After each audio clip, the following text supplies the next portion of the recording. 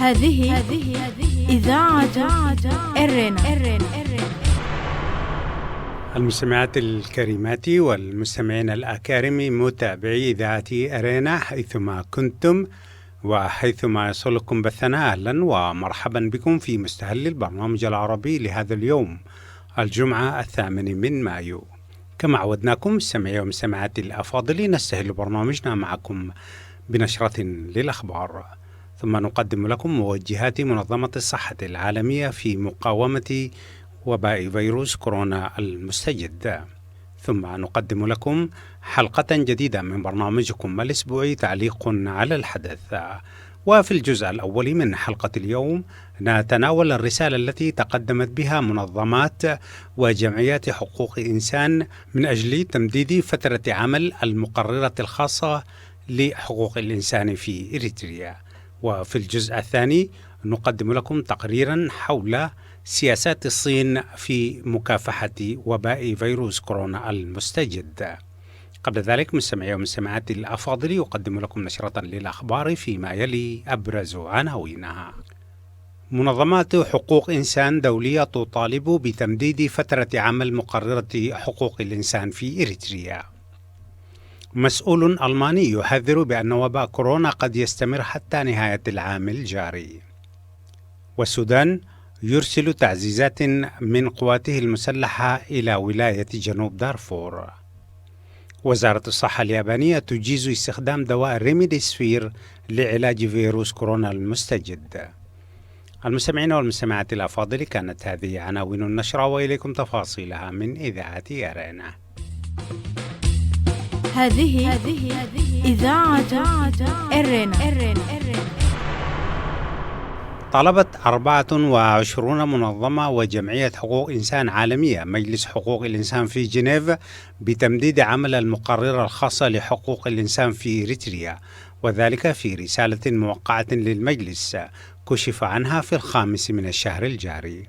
وعزت هذه المنظمات والجمعيات مطلبها إلى أن أوضاع حقوق الإنسان في إريتريا لا زالت تعاني من انتهاكات جسيمة على كل المستويات، وأن الحكومة الإريترية لا تبذل أي جهد بخصوص تغيير هذا الوضع، مما يستلزم تمديد عمل المقررة الخاصة لحقوق الإنسان. للمزيد حول هذا الخبر تابعوا معنا حلقة اليوم من برنامج تعليق على الحدث. قال كبير موظفي مكتب المستشارة الألمانية أنجيلا ميركل لإذاعة دويتشلاند فونك يوم أمس الخميس أن جائحة فيروس كورونا سوف تستمر لبقية العام على أقل تقدير. وقال هيلج براون: لسنا الآن في مرحلة ما بعد الجائحة، بل نعيش في ذروة جائحة ستبقى معنا لبعض الوقت، على الأقل حتى نهاية هذا العام، وهذه وجهة نظر متفائلة جدا حسب قوله. وكانت المستشارة الألمانية قد أعلنت عن خطوات لتخفيف تدابير العزل العام، لكنها وضعت في الوقت نفسه آلية تسمح بتجديد القيود في حال انتشار العدوى مرة أخرى. قال والي جنوب ولاية دارفور في غرب السودان اللواء الركن هاشم خالد أن القوات المسلحة أرسلت 93 عربة مسلحة إلى المناطق التي شهدت صدامات بين قبيلتي الفلاتة والرزيقات في الولاية، لافتا إلى أنه تم الفصل بين الطرفين.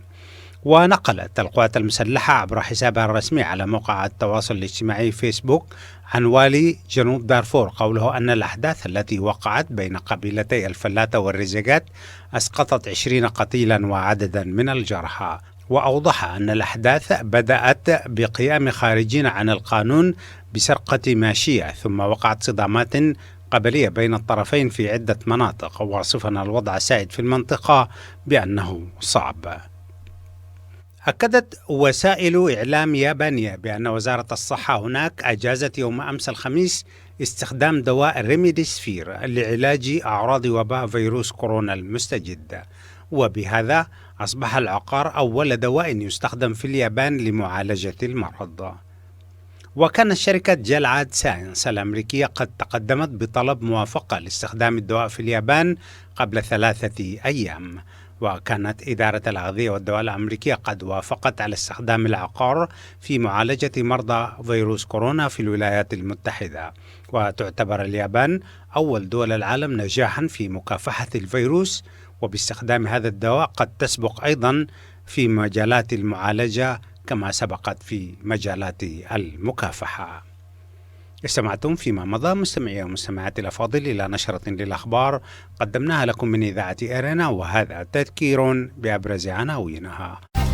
إذاعة إيرينا، صوت مستقل لإريتريا.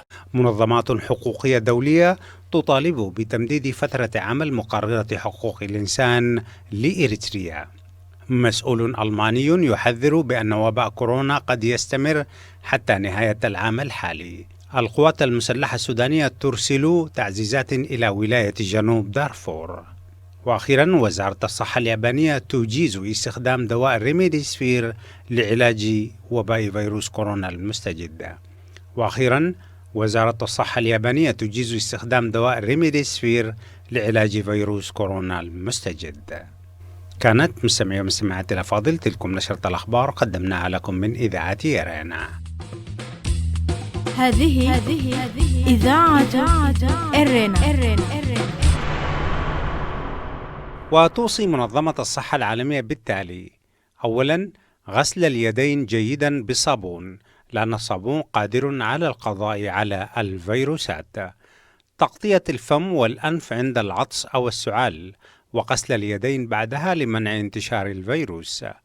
تجنب لمس العينين والأنف والفم حال ملامسة اليد لسطح يرجح أن يكون ملوثا بالفيروس، إذ يمكن أن ينتقل الفيروس إلى الجسم بهذه الطريقة. لا تقترب من الأشخاص الذين يعانون من السعال أو العطس أو الحمى، إذ يمكن أن ينشروا جسيمات صغيرة. وأخيرا، عليك البقاء في المنزل حتى لا تعدي أو تأخذ العدوى من الآخرين. وسلمنا والله وإياكم من هذا الوباء.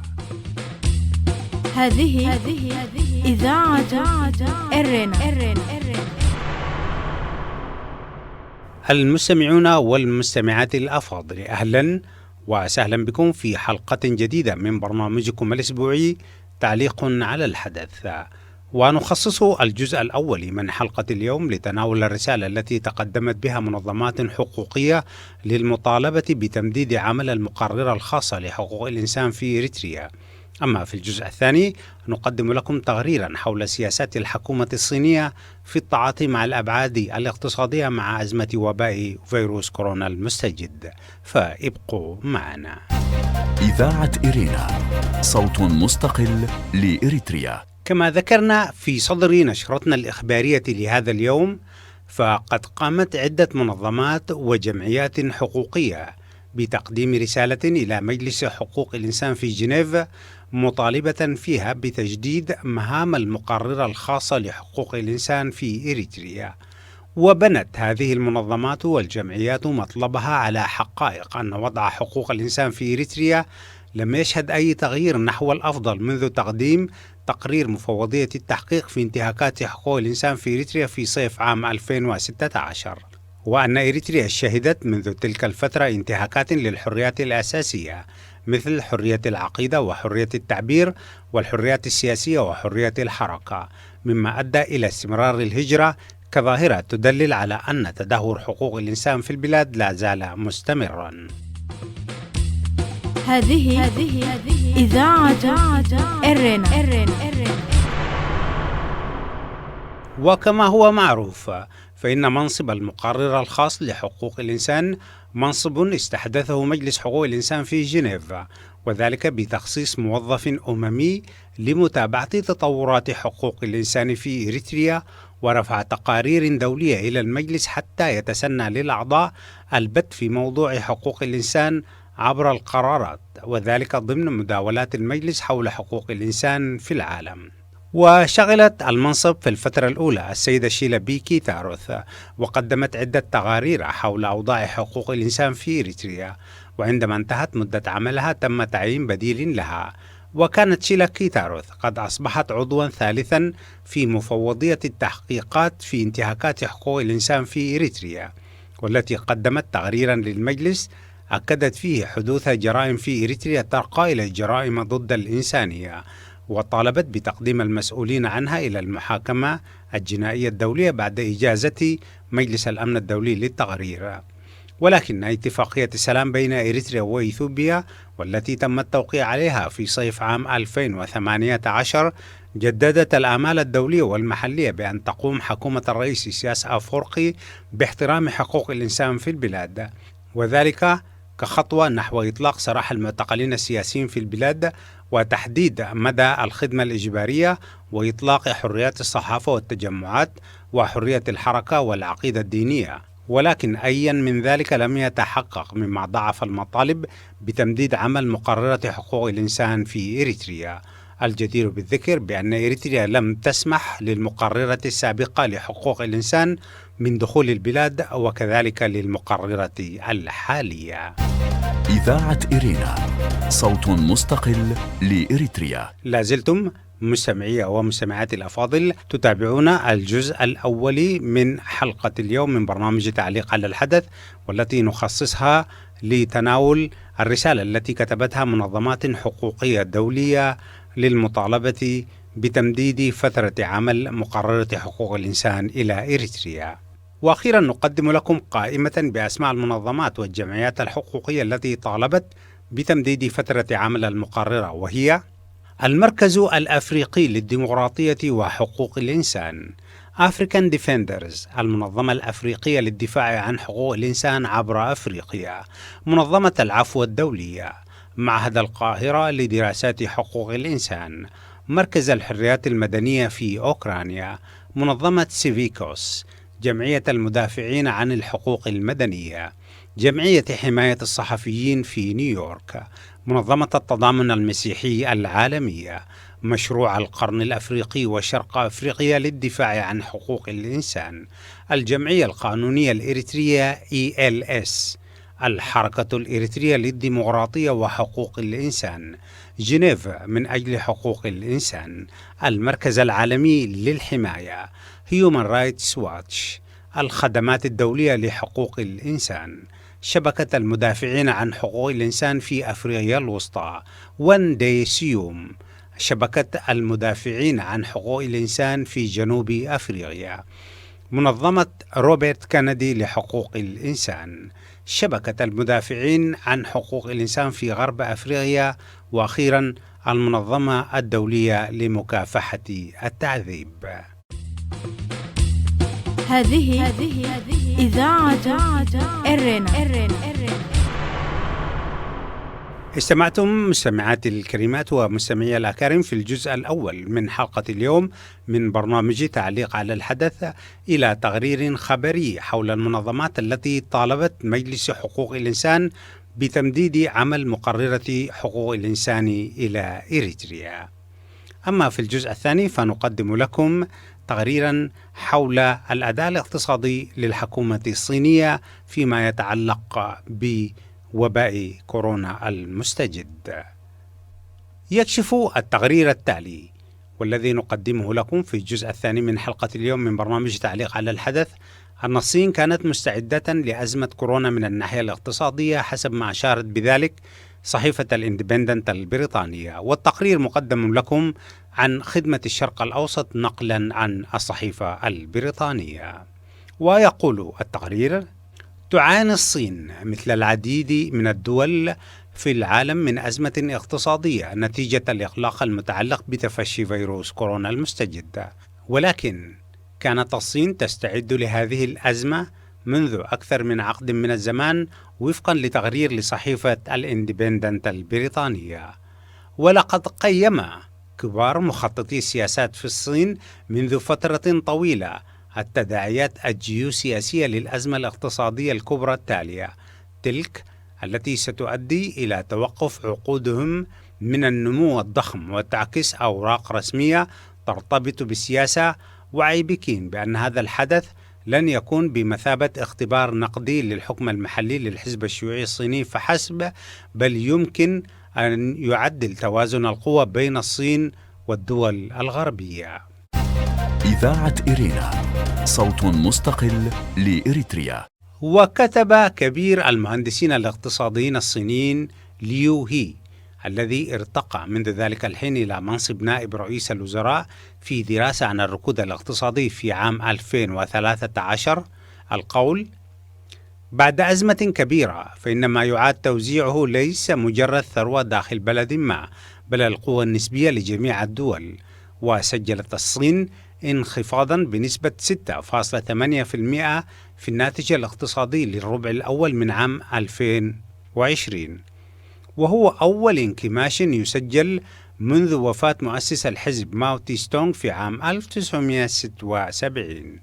وفي الأسابيع الأخيرة أطلق الرئيس شين جي بينغ حملة بناء مماثلة لتلك التي شهدناها في أمريكا ردا على الكساد الكبير، بينما تروج لتخفيف حدة الفقر والاستثمار في التكنولوجيا المتقدمة للمساعدة في تعزيز كل من المصانع المصابة بالفيروس التاجي والإنفاق الاستهلاكي. ومنذ أن وصل جي بينغ إلى السلطة في عام 2012 كانت لديه استعدادات سريعة المسار لنهاية النمو الاقتصادي الكبير.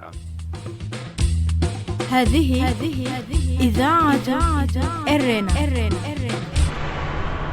وقال المؤرخ الاقتصادي الصيني في جامعة كاليفورنيا ريتشارد فون كلان: لقد استرشدت سياسات السيطرة السياسية لجي بينغ طوال الوقت بالاعتراف بأن يوما ما سيبدأ النمو الاقتصادي في التلاشي. وتابع الخبير القول: لقد سرع الفيروس التاجي الجدول الزمني. وفي عام 2010 كلف كبار قادة الصين فريقا بقيادة ليو لدراسة الكساد الكبير والأزمة المالية لعام 2008، وتضمن المشروع مسؤولين من البنك المركزي الصيني، وأسفر عن نشر مئات الصفحات من التحاليل والتوصيات بعد ذلك ب3 سنوات. وتقول الصحيفة أن هذا الإعداد المبكر قد يعطي الصين الأفضلية في استجابتها السريعة للأزمة، ونظرا لأن معظم دول العالم ما زالت قارقة في عمليات الإغاثة اليومية الخاصة بالجائحة، فقد بدأت الصين في دفع استراتيجيات أوسع نطاقا لتوسيع نطاق نفوذها في المحيط الهادي ومحاولة السيطرة بشكل أكبر على هونغ كونغ. ولقد سهل ذلك تركيز إدارة الرئيس الأمريكي دونالد ترامب على الشؤون الداخلية مع انسحاب الولايات المتحدة من بعض أدوارها الدولية التقليدية وفقا للتقرير. ويظهر رد الصين هذا العام أنها أخذت بعض الدروس من الأزمات المالية السابقة. وقال لي جانغ ليو كبير الاقتصاديين الصينيين في سيتي بانك بأن بكين أغرقت البلاد بالنقد والائتمان الرخيص في عام 2008، مما أبقى اقتصادها ينمو، لكنه أدى إلى سنوات من تراجع ديون الحكومة المحلية وارتفاع أسعار المساكن بشكل كبير. أما هذه المرة أعلنت الصين أنها ستعالج الأزمة من خلال الاهتمام بالبنية التحتية، وهي طريقة أكثر استقرارا وإن كانت أبطأ. استمعتم مستمعي ومستمعاتي الأفاضل في الجزء الثاني إلى تقرير اقتصادي يكشف عن تعامل حكومة الصين مع النتائج المترتبة على أزمة وباء كورونا المستجد. والتقرير مقدم من خدمات الشرق الأوسط نقلا عن صحيفة الاندبندنت البريطانية.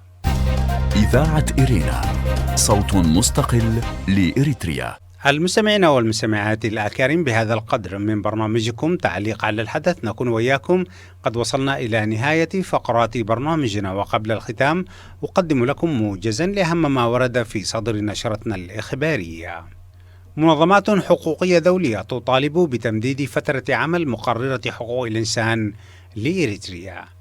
طلبت 24 منظمة وجمعية حقوق إنسان عالمية مجلس حقوق الإنسان في جنيف بتمديد عمل المقررة الخاصة لحقوق الإنسان في إريتريا، وذلك في رسالة موقعة للمجلس كشف عنها في 5 من الشهر الجاري.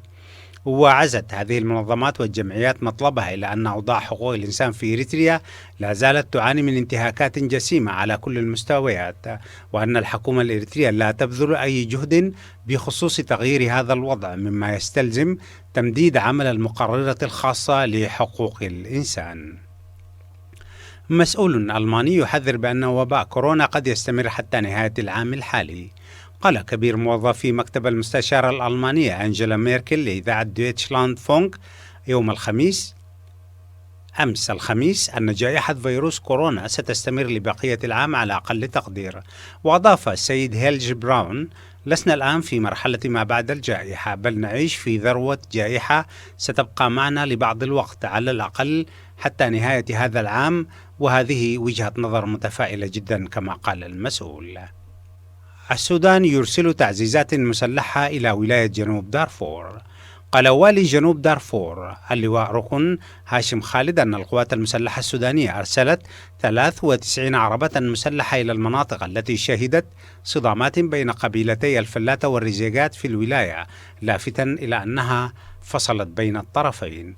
ونقلت القوات المسلحة السودانية عبر حسابها الرسمي على موقع التواصل الاجتماعي الفيسبوك عن والي جنوب دارفور قوله أن الأحداث التي وقعت بين قبيلتي الفلاتة والرزيقات أسقطت 20 قتيلا وعددا من الجرحى.